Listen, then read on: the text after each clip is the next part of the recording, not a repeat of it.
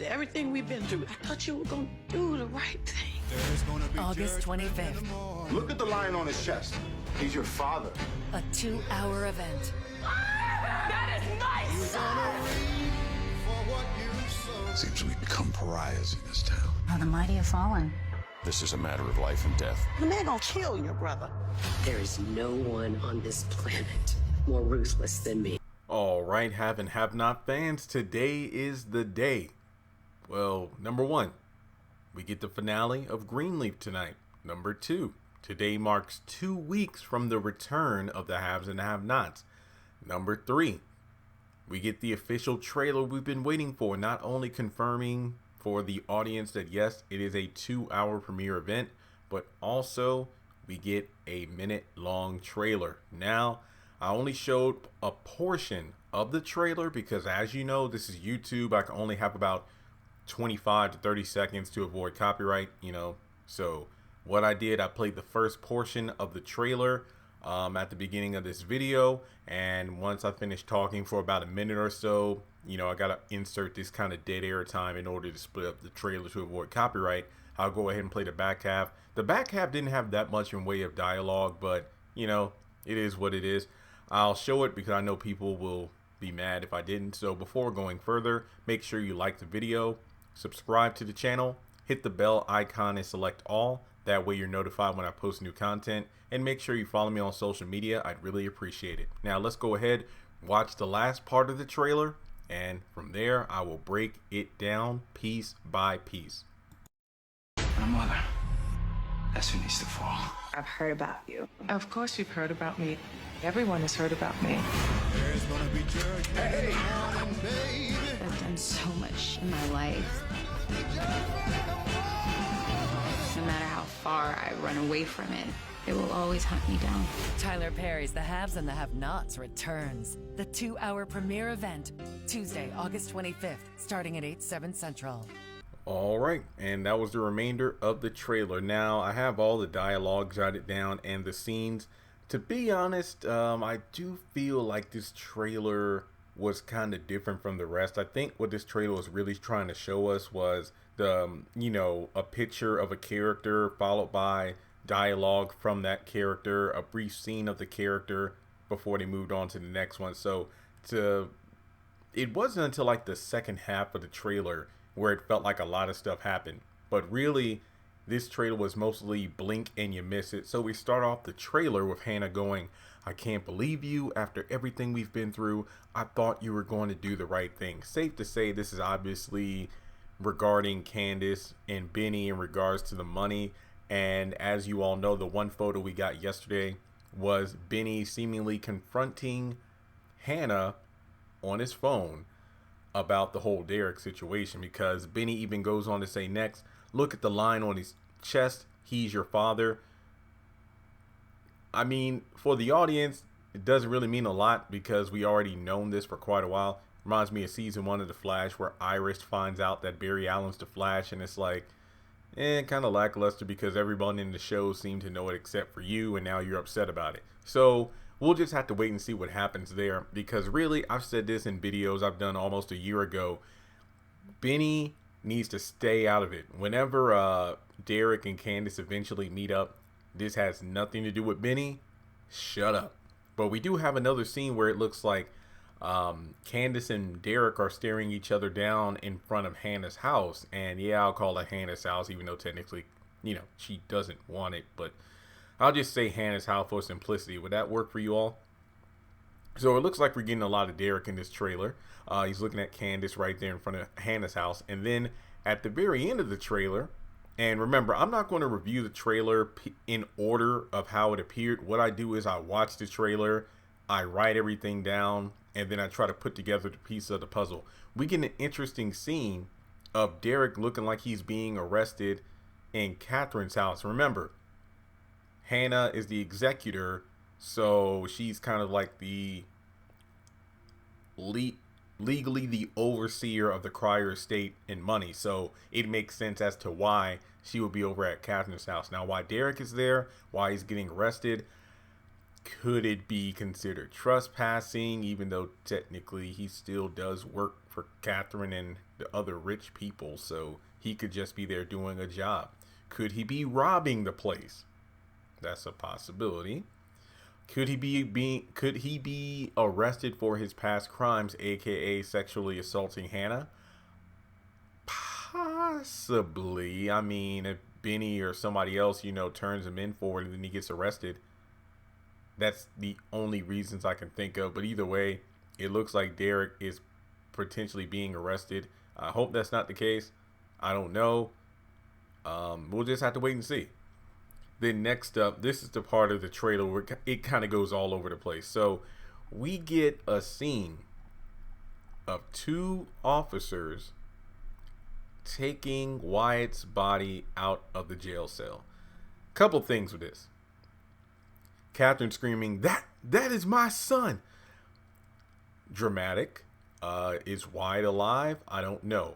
My biggest question is this. Now, look, Lord willing, I never had to go to prison or jail, but I'm just wondering, like, if someone is, let's say, in need of medical attention because they either A, got hurt because maybe they got attacked, B, they inflicted self-harm, or C, they're dead, would their body just be kind of dragged out of the cell? I mean, wouldn't they get a stretcher or something? I mean, even on If Loving You Is Wrong, when it came to Kelly, we know there was an infirmary in the police station or jail. So it's like, wouldn't there be a stretcher to help get Wyatt out of there? Or are they just grabbing him by his legs and under the arms and just kind of going to drag? What the hell's going on? I mean, is that Catherine screaming, that is my son, because she doesn't like how he's being handled, being taken out of the cell? Or that is my son as in, let me out of here, this is my son? I mean, I have no idea. But then again, I'll just have to wait and see how the scene plays out. But I mean, are they going to check his pulse and then, oh, he's dead, let's just drag him out of here? Or, oh, he's still barely alive, there's time to get him, so let's go ahead and get a stretcher to get immediate medical attention? No, they're just seemingly dragging him out.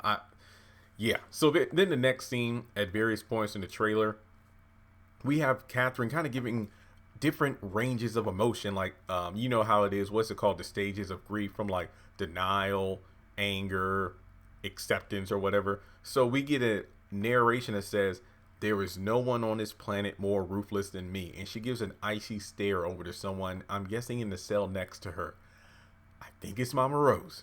If Mama Rose is not her cellmate, then it's probably Mama Rose who's in the cell next to her, and that's who Catherine is staring down. Either another random person in the jail, or let's say it's one of the cops. And I think it's Mama Rose. I think Mama Rose is the person that we see Catherine give that cold stare to, and you probably can't tell me otherwise. So we also get another scene hopping back to the situation with Hannah and her kids. Hannah saying, the man going to kill your brother. I think that's in reference to Jim, because she's probably talking to Candace once again about the whole situation about giving the money back. Candace and Benny don't want to do it, and as a result, she's bringing up the fact that Jim is going to motorcycle in the parking lot, is going to kill Benny. However, we get this random scene. We get dialogue where Jim says, this is a matter of life or death. And we have a random character who at first I thought was Candace, but I honestly can't ID the voice. It says, how the mighty have fallen. So that could be in reference to Jim, being the fact that he's out of commission right now. I don't know. Like it says, this is a matter of life or death. So he must be talking with someone in reference to killing Veronica, because we already know he has that one hitman on the way. Possibly Kyle again, or I don't know who he's talking to. But here's what I do know: some random guy in a blue blazer comes in, and it looks like he's pointing a gun at Jim. Now you can make the argument that, well, this dude could be in another person's hospital room. That's completely plausible. But based on the trailer, I dare say that this guy is pointing a gun directly at Jim Cryer. Now, who is this guy? I don't know. Could he be a Malone? You know, possibly someone sent by Mitch, or maybe let's say if Benny or Candace helps get Mama Rose out of jail, they get a favor and then they both agree to, hey, take out Jim Cryer. Okay, let's do it. So this one guy is a Malone sent to kill Jim? Possibly. Number 2, this could be someone working with the FBI. Remember that Kyle and Scott, you know, may or may not be helping out Jim Cryer with his situation involving Jennifer Salison and, you know, everything that's going on in his life. But they're trying to go after Candace. Now, you could argue that they need to clean up their mess because Jeffrey Owens' character on the Haves and the Have-Nots, I forgot his name. I forgot his name. Basically, the guy who's going to be like working for Charles as like Secretary of State or something like that, or chief. Wait, is it Secretary of State? Look, I forgot. Look, it's been a while. Forgive me, guys. It's been a long time. But in any case, he said that he was going to do a full investigation on the current administration. And basically, it was like a fair warning that, Kyle, you better clean up any messes you have. So with Jim Cryer kind of being tied, remember, they want to kill Candace. And there's a possibility that, you know, well, Jim Cryer, we've been communicating with him. We better take him off the board. So this dude could have been sent by Kyle and Scott to take out Jim. That's another possibility. Third possibility, this is a hitman sent from Veronica because, you know, Veronica knows all. So she probably already knows that Jim has a hitman going after her. So she's going to send one after Jim. That's a possibility too. So then we move on to the next scene where David says, seems we've become pariahs in this town. And it looks like him and Hannah are having a little stare down, which is kind of ironic when you think about it, because they're in Catherine's house. And remember, Hannah is the executor, so it makes sense that she's at the house, probably, you know, doing her thing, trying to keep it clean and whatnot. And then David probably strolls over. Wait, does he know that Catherine's in jail? Yes, he does. I mean, again, he could just be over at the house to get something for Jim. I don't know. Either way, he's there. Obviously, he and Hannah are still not on good terms because I think the last time they spoke is when Hannah was going on and on about how, did Jim put a hit on my son? It's like, Hannah, I don't know. And oh yeah, that's right. That was the same night that everybody got shot and Catherine got arrested. Jim was rushed to the hospital and David's trying to figure out what's going on and Hannah won't get off his case. So yeah, because at that point, a lot of stuff was going on and won't nobody think about anything Hannah was talking about involving Benny. So then we go over to, let's see, Jeffrey, good old Jeffrey. My mother, that's who needs to fall.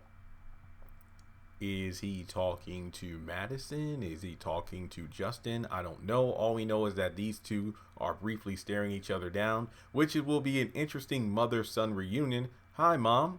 Hello, son. Or, hello, daughter. You know how Veronica is. Well, still alive and well, considering you sent a group of armed thugs in my, dad's house to kill us both. Well, look at you, still alive and well. Guess you're more resourceful than I thought. Yeah. So then we also get another, here we go. Good old Justin, who apparently is they're in a hotel. Oh, look, this is probably David's house, but I'm more willing to think this is a hotel because David would not let this man in. I mean, unless David is out and about and then this fool Jeffrey decides to let well, then again, it looks like this is a hotel. I'm guessing a hotel.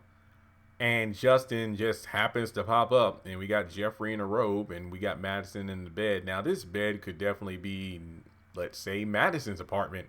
I don't know. But either way, Justin's there, so he's either going to cause a fit for no other reason for Madison and just Jeffrey, or I have no idea. And I honestly couldn't.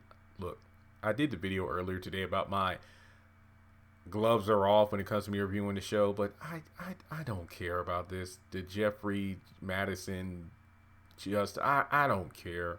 I really don't. Okay. Because remember, Madison was thirsty in the last episode, so I imagine that after they go on their date, because Justin kind of creepily said, fine, go have fun. Yeah. So I'm pretty sure that this is the night of, Bananas Foster, if you will. let's say that Jeffrey and Madison go back to either a hotel, or they go over to Madison's place, and then Justin is stalking them. But then again, that doesn't answer the question as to why Jeffrey's answering the door. But maybe Madison doesn't want to open it because he's not wearing a shirt, and Jeffrey's, wearing a robe. I don't know. But then we have another interesting scene. And I put these photos together. Veronica's talking with somebody, and then I put this awesome photo of her because she looks phenomenally evil and beautiful. She's saying, the random character saying, "I've heard about you." Veronica then says, "Of course you've heard about me. Everyone has heard about me." I think this is Alyssa, but I could be wrong on that. Yes, Crystal Lee Naomi, aka Jasmine Borders from Sisters, will be portraying a new character named Alyssa on the Haves and the Have-Nots. Now, looks like she's screaming in the one scene we do get of her, but then again, she could be talking to Veronica. I don't know. It definitely was a female voice talking to her, so yeah, we'll just have to wait and see what happens there. But I know I made a joke on Instagram. I'm like, ooh, Jasmine hit her head so bad when she fell on that car that she's in a coma. So much so that she's in another show on another network portraying another character. And she screams whenever she's taken to a place on the Haves and the Have-Nots where she's on a parking garage or any other high building piece of architecture. But in any case, we know she's connected to David somehow. And yeah, we'll definitely see how that plays out. Speaking of David, the most interesting scene of the episode is David and Veronica in bed together. Yeah, I have a lot of questions about this. A lot of fans are already saying maybe this is Veronica's dream or something, or maybe this is a scene from the past. I'm obviously thinking about number one, looks like David is shirtless. Number two, if so, is his back protected? I know he's wearing the burn suit, and I know he has like a bandage thing on his, "I left my hot dog on the grill too long, so now it's all wrinkly, black, and crusted looking back." Well,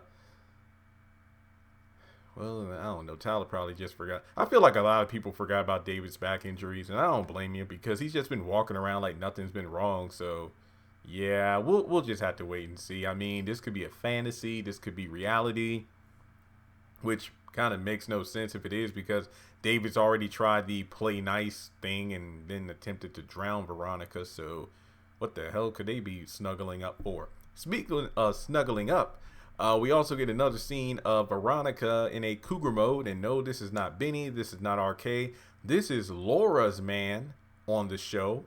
I believe he's going to be infiltrating Veronica's house as like a pool boy or maintenance person, because Laura is the name of Veronica's new maid. You know, the one who she's allegedly trying to get killed by the gangsters and thugs in the hood in order to fake her own death because she knows the hood is conspiring against her thanks to Quita.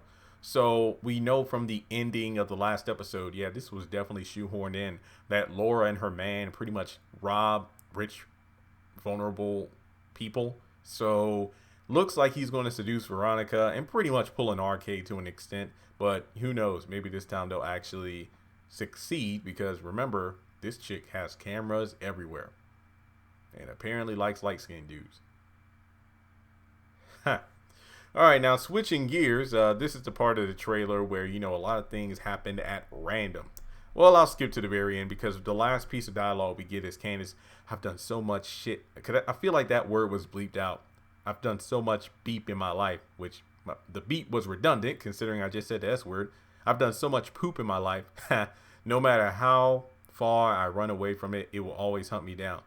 So even though Candace clearly doesn't do what her mother advises her to do, she is very well aware of the lessons that her mother says, because like a broken record, and again, I'm not ranting, but it's season 7 and it's the same thing. Candace does something bad. Hannah nags, even though she's absolutely correct. Candace says, "No, I'm doing things my way." Candace either loses it all, is on the verge of losing it all, is in a position where she contemplates doing the right thing, and then she doesn't, loses it all, comes back to mama, and the cycle starts all over again. Yeah, that's kind of where we're at with it. So yeah, that's definitely what we're doing there. I mean, come on.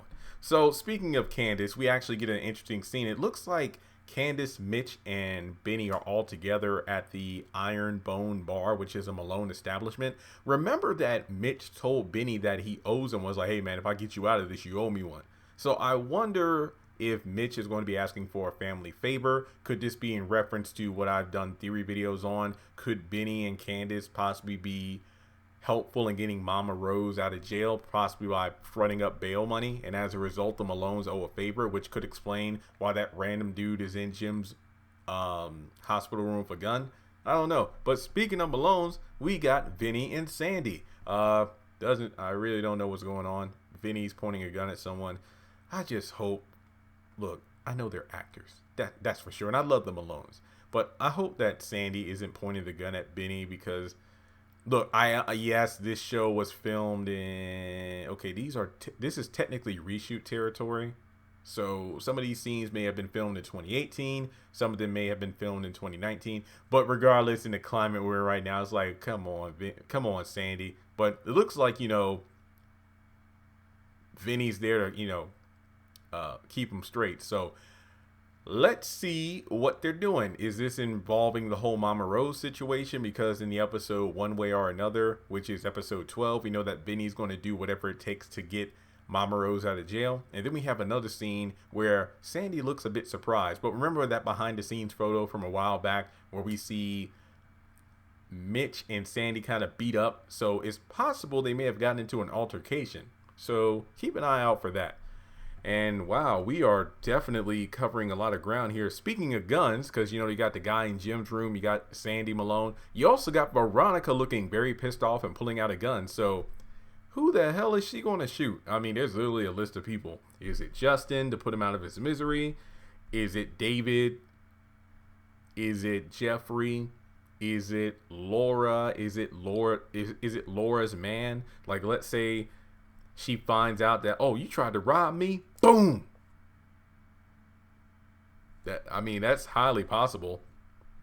So, yeah, we'll just have to wait and see who. I mean, let me put it this way. This trailer does have me hyped up because this has been pumped up as the deadliest season yet. And it certainly looks like we're possibly going to be finally having deaths in the series. I mean, is Wyatt dead? I highly doubt it. But if he is, wow, that would be intense. You know, is Jim going to get shot? Nah, he's already been shot. I mean, unless you shoot to kill, this time it doesn't really matter. Then we got Vinny Malone. I mean, with Sandy and he has a gun. Who knows? What does Mitch possibly want with Benny in terms of the favor? Who knows? Alyssa, will she die? Who knows? I know I don't sound as, I hope I didn't come across as unenergetic, but from my perspective, guys, and please don't think this is an excuse.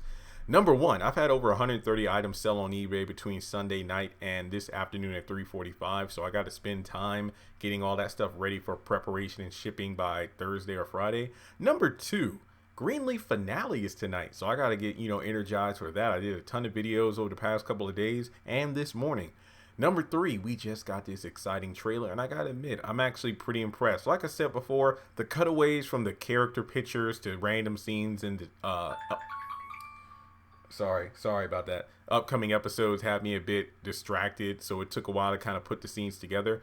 Then on top of that, you know, I gotta edit and get this video up on the channel soon. So thankfully, between the time of me posting this video and Greenleaf coming on at 9, I'll be good. But keep in mind, I gotta watch the episode live, then watch the homegoing celebration, and then do a live stream. So yeah, so I thought this trailer was pretty good. This is exactly what I wanted. I think this is good enough to get people hyped up for the haves and the have-nots in 2 weeks, and it's giving me some material I could do, kind of like mini videos and theories between now and when the episode comes on the 25th. Episodes on the 25th. So without further ado, that's all I really got to say. I feel like I've covered every aspect of this trailer from top to bottom, every scrap of dialogue. Even before doing this video, I went ahead on Instagram and made various posts about every scene from the trailer itself. Hence why I say follow me on social media. Links are in the description because I post a lot of stuff on there. Sometimes I'm posting there first before I do on YouTube. So I really hope you enjoyed the video and hit that like button. If you are new, subscribe. And even though you don't have to, I really would appreciate it if you would like to donate to the channel by hitting me up on PayPal. Cash App, or you can join Patreon for as little as $1 a month.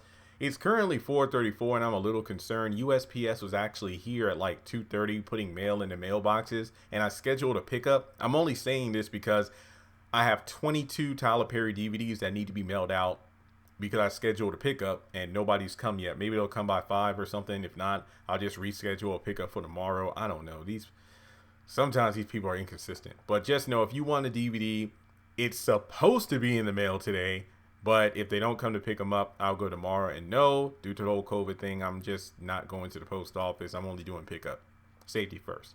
So be on the lookout for DVDs. You know who you are. You hit me up with your addresses in my inbox. I've already let you know, hey, your DVD, all good to go. So just shout out there. But guys, thanks so much for tuning in. Got to rest up for the Greenleaf finale tonight. And with that being said, make sure you share this video around. Let me know, was there anything in the trailer I missed, any theories you might have, and we'll go from there. So thanks so much, and I'll talk to you soon.